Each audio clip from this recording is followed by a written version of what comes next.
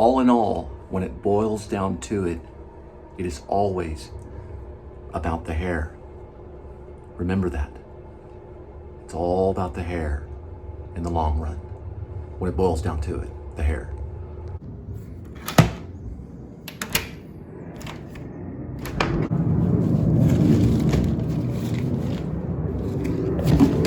All right, let's go drop off food at your doorstep. Hang on, there's too many airplanes around here.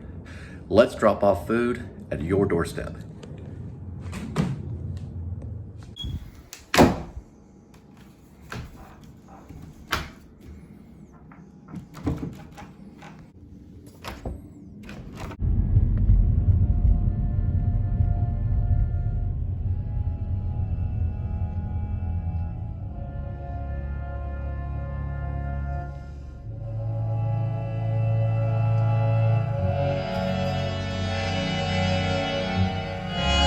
Please subscribe show. YouTube Cole Spivey. Yeah, man. Inside here, so here we go. Please subscribe show. YouTube Cole Spivey.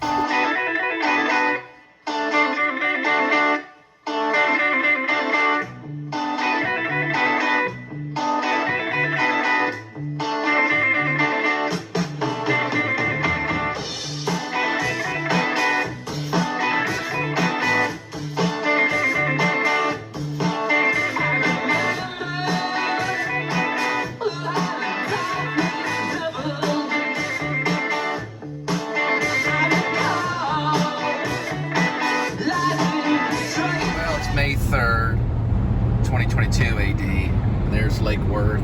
Looks like it's gonna rain tomorrow around this time. So probably like around 4 p.m. tomorrow, maybe 5 p.m. tomorrow. Don't know about today, we'll find out. There is cloud cover, as you can see. There's that lonely boat dock. And we're headed to Texas Motor Speedway to drop food at your doorstep. And welcome to the Please Subscribe show. You know, the idea behind my vlogs are pretty much just to show you kind of what I do and see if something exciting happens, you know. And also, you know, sometimes to explore planned vlogs, you know, like I would like Linda and I to pretty much go to the Fort Worth Zoo and explore aspects of the Fort Worth Zoo, you know. But right now for the Fort Worth Zoo, they have removed the tigers and the lions, the hyenas, and the zebras have all been removed. Sorry about the Dutch angle. There we go, it's a little bit better.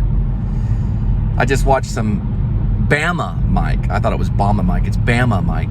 Because I watched Adam the Woo, who teamed up with Bama Mike to go to a ball game, the Biscuits. And I saw a really good one about the Smoky Mountain murders that happened in 94 or like early 90s. I don't know exact date. With a man named Kelly and a woman named Shane. It was very, very traumatizing to watch. Like most of Bama Mike stuff is. Another Dutch angle. But anyway, true crime stuff is kind of cool. Linda and I did our first true crime vlog when we explored the West Freeway Church of Christ shootings, which did happen on December 29th of, I think, 2019 is when it happened. Not that long ago. But that was our first official true crime vlog. And we did do a kind of a precursor, or you could say a practice, maybe borderline true crime ghost story vlog when we lived, or when I lived at the mansions at Sunset Ridge. Linda's really good at research and found out that a woman there had fallen from the 3rd floor and died. And her companion was put into critical status, you know, critical condition at the emergency room nearby, not too far from Carrollton is where they were rushed to. And don't know all the aspects to it. We explored a lot of it. We think there probably may be a ghost at that apartment that makes loud noise throughout the day, because we got a lot of reports of loud noises throughout the day, and I'm never there during the daytime. And that was weird. So we never heard any loud screaming or anything like that during the daytime. But those were reports from that building. I think I was living in building 14 at that time. Don't know exactly, we didn't know exactly where Alicia Wilhite Brooke was living. But we did some research from the newspaper article clippings that we did find. Not a lot of information was found, but she did fall from the 3rd floor, and my buildings only had 2 floors. But it doesn't mean the ghost didn't travel to building, haunting everybody and making loud noises. But anyway, we went by where the pool was, because we figured it happened kind of by the pool, and maybe they were leaning over, looking at the pool, or maybe someone was pushed off that balcony on the 3rd floor. It could have been murder. We don't know. Nobody really knows. They've done a little bit of research. They're saying it's accidental. But that was the first ghost story / true crime, you could say, maybe. It was more of kind of maybe a ghost story than true crime, but it did really happen. There was an Alicia Wilhite Brooke. And then the second one was the West Freeway Church of Christ shootings, which actually did happen, which is very terrifying. I guess maybe the reason why we did that one was because a long time ago during spring break, I think it was like maybe 2021 or 2020, or don't really remember the exact year, but it was after Linda had met me. We were going to go to Austin to possibly do filming locations for Slacker, but Linda got really upset and started crying because she was afraid of the travel, and it was during COVID time. So we decided to do Upstream Color, which was in Dallas, which is closer by, and that's where we visited ICC and stuff. So we didn't go and do Slacker. I really wanted to, because I'm a fan of Slacker, which is a Richard Linklater film. I think it's Richard Linklater, or I always say Richard Linklater, but it's Richard Linklater. But we were going to do his Slacker, we were going to do a filming location vlog for Slacker. Still kind of want to do it. And then I debated, or I considered, I guess better word is considered, I contemplated maybe going out and doing the Sutherland vlog, which was about the church that was attacked by a ex-military crazy guy with an assault rifle, and he went in and he killed a lot of people at that church, and it's a lot of information. He was hunted down by locals during the actual shooting. It was a mass shooting at a church, and he was cornered, and he did kill himself on the site. There's some road that split. The road split, and he went straight past the road and ran right into a tree or into the field area. I don't know if he hit a tree or not, but I'm still kind of looking at research on the Sutherland one, thinking if I should do that one. That's a tough story. It hit that town very hard. It was a very disgusting thing to do. And after that shooting, I did not go to church as much. I was actually a member of a church during, sorry about the movement. I was a member of a church during the Sutherland mass shooting of a church. And I attended church with a man that was actually gunned down in one of another church shooting. And he was shot in the back and paralyzed.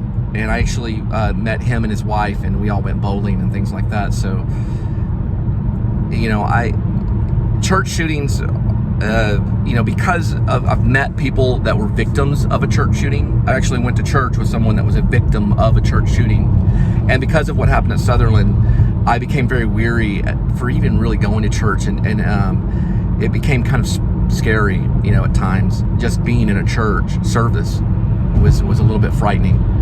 Especially if it's a bigger church service. But the thing is, if it was a mega church one, it's probably not as scary because you're dealing with a huge crowd. But then you look at things like what happened in Las Vegas. And when I was married, I actually went to Vegas with my wife at the time, right before that shooting happened, which I think 300 people were severely injured. There were over, I don't know exactly how many people killed, but it was in the high numbers. It was around, it was a lot. I don't know the exact numbers on it. I have to find out. But the guy that did it was an ex-millionaire, or he was a millionaire, and he had some major problems. He bought over like 100 assault rifles or something like that. I don't know how many he brought to the Vegas shooting. it happened at the Mandolin. And all of that stuff was going on when I was a member of a church. And after the Sutherland one, I became very weary. And going to church is something that's hard for me to do now, because it's scary when you're that close to all of that stuff and you're around that, and you hear from people and stuff like that about that stuff. But that was one of the things I considered doing, was the Sutherland story, or at least exploring it. And I was going to go on my own to do that, but I don't know for sure if I'm going to do it now. I have to think about those things, because it's a lot of research. A lot of people are involved. A lot of emotions are involved, and the churches, after the West Freeway one, they said never again. So I think now in the state of Texas, it is legal for anyone to bring a firearm into a church, so probably if someone breaks out with anything, there's probably going to be like 5 or 6 other people there to meet them to their end, just like the West Freeway church shooting. That only took 6 seconds until it ended. Anyway, that's all I'm pretty much going to vlog today, because I'm coupling this with another vlog. What I'm basically kind of talking about is, I don't know for sure if I'm going to go down the true crime route, because I'm still developing my show, or if I'm just going to stick to regular vlogging, or maybe eventually start vlogging sports events, or maybe just fun events or things that come along. I'm definitely always going to do that kind of stuff. I haven't got a chance to vlog Six Flags or anything like that, but I have gone by there. I really don't know exactly which direction, I'm just going to let the vlog kind of lead, But for right now, we're going to the Speedway, and we're going to drop food off at your doorstep. These people are from Massachusetts, and they're part of the Illuminati. Or the Illuminati. The Illuminati. The Illuminati. You know how I say it. The Illuminati.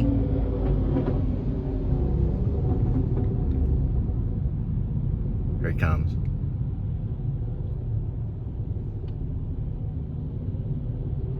Loud car.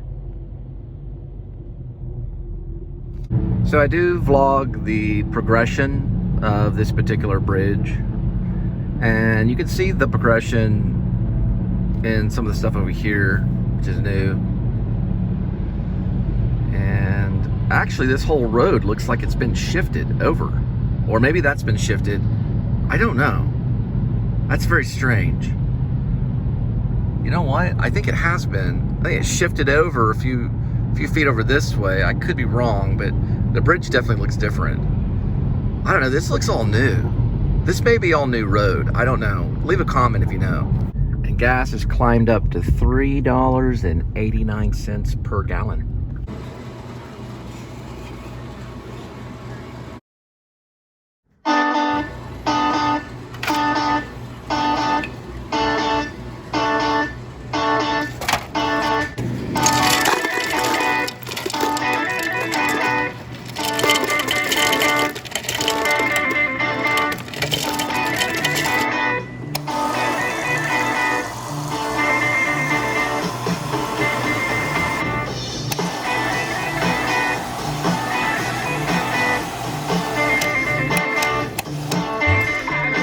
So always make sure I get plenty of mustard on my dog.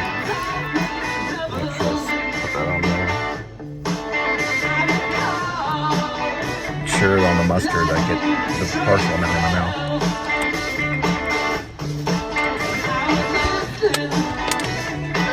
There she goes.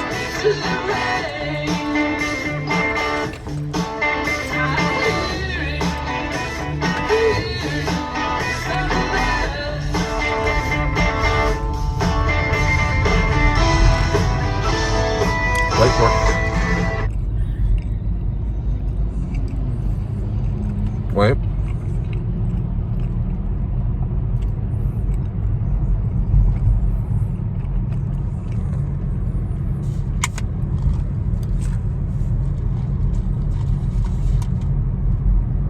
Pretty good.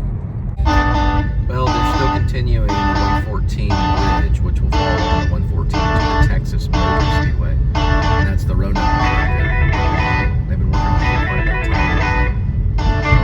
Okay, so it's been quite a bit of time since I've been able to do this, since my trunk has been broken. And it's been a long, hard road having to hold that trunk up. I mean, a long, hard road. So I'm very thankful for Linda for helping me repair it.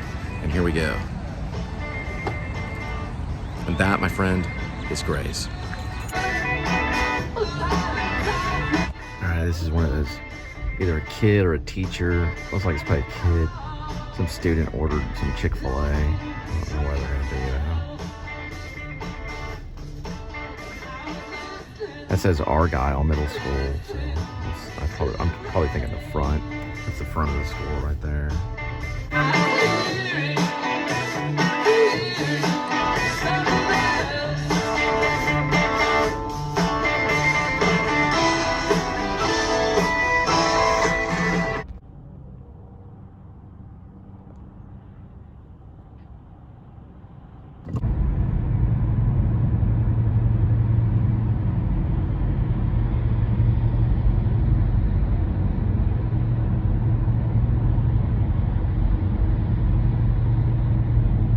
You can clearly see the trunk is open. And we close it here. And then you can see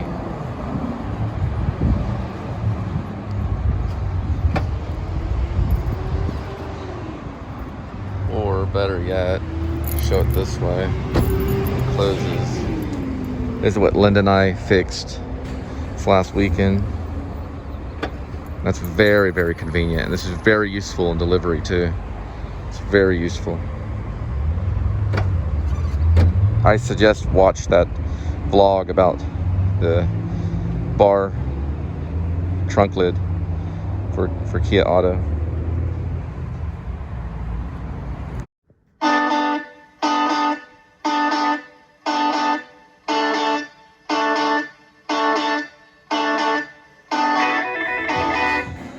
Well, I'm really excited to say the trunk actually does work now. I'm kind of giving you an idea of the distance on it on this one right here. So I press this button right here. See it right there? Isn't that something? And just walk up this way. Very, very easy. So just basically put in there. Of course, I'm gonna put that in the right box and everything. That's what you do, and then you just shut it like that.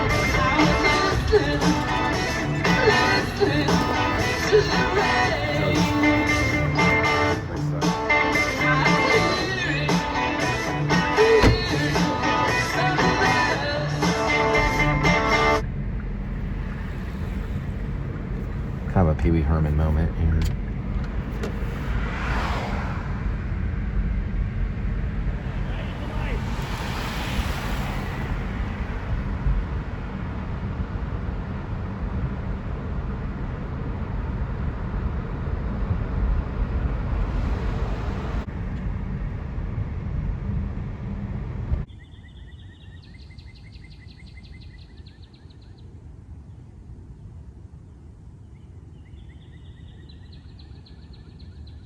Okay, that's fine. I'll do that. Thank you.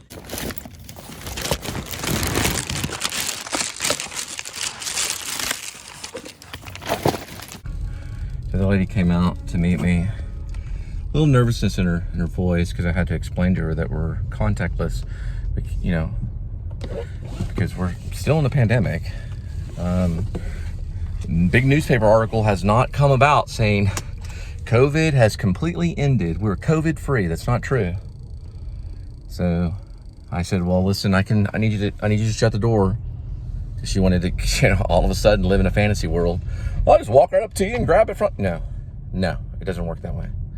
So she just, you know, I told her I'd set it on the ground right there.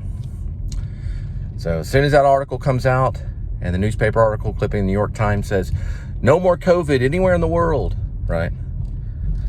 So keep your doors shut when you can, and keep your 6 feet.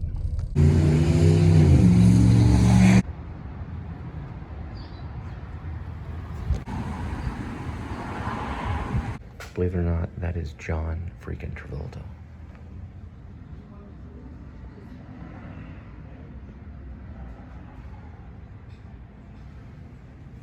sir. Hey, how did you get John Travolta's photo? Yeah, he came up here. Oh, when did he come up here? Was he flying through? Yeah. How long ago?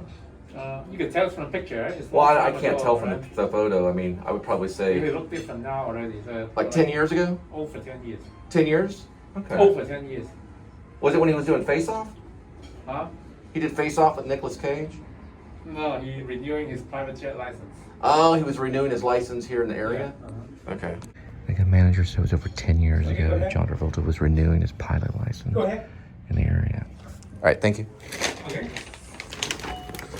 So he had shown up here. I don't know why he would come here, but this is more than 10 years ago, so I was trying to figure out what movie he was doing at the time. But anyway, he came here and got a photo. So he got Chinese food while he was renewing his pilot license. I guess in this area or something. I don't know. It didn't make a lot of sense. I guess maybe there's an airport around here or something. So it probably had to do with his flying.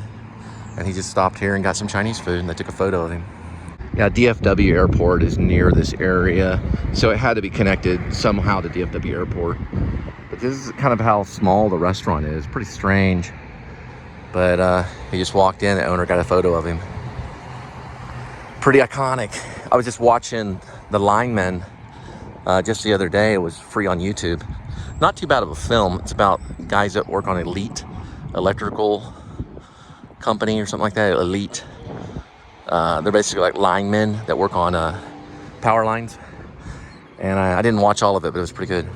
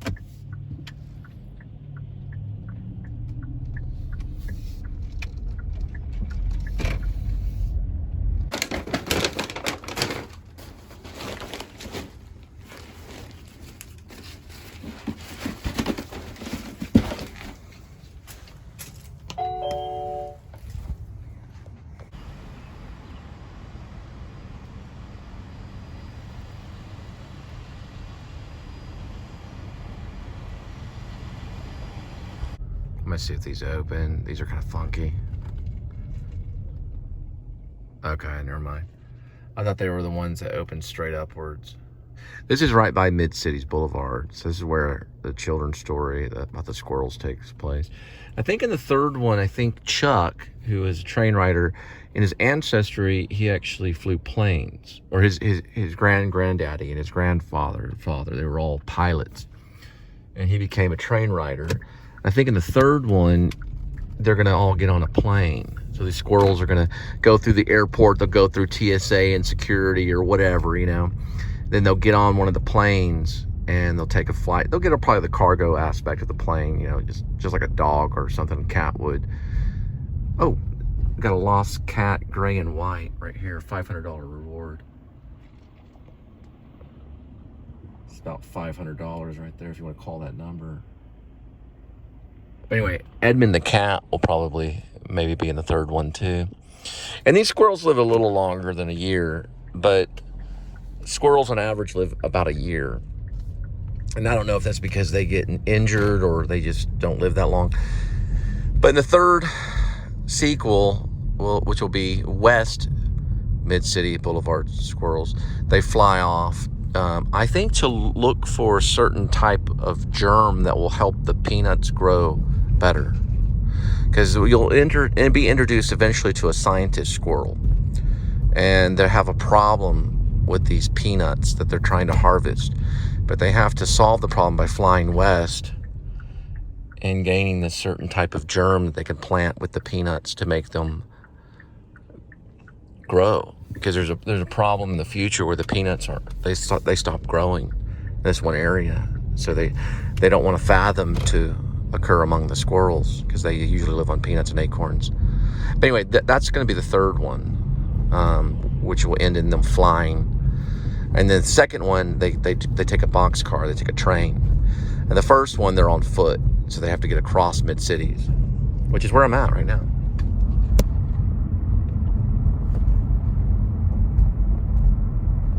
East Mid-City Boulevard takes place right around here.